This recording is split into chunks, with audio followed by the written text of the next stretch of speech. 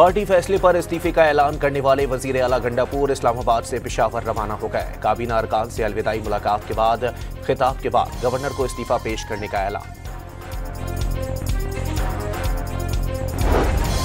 अमन अमान की सूरत हाल पर बानी ने कहा कि वजीर आला की तब्दीली के सिवा कोई चारा नहीं। सलमान अकरम राजा ने वजीर आला की तब्दीली का फैसला सुनाया।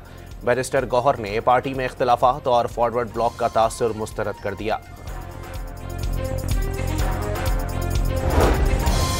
तहरीक इंसाफ ने जिला खैबर से मुंतखब रुकने असेंबली सुहेल आफरीदी को नया वजीर आला नामजद कर दिया। इंतखाब के लिए असेंबली इजलास बुलाने पर मशावरत जारी। कराची के इलाके औरंगी टाउन में बेटे के सामने बाप के कत्ल का मुलजिम गिरफ्तार। दौरान डकैती कत्ल की सीसीटीवी फुटेज वायरल हुई थी।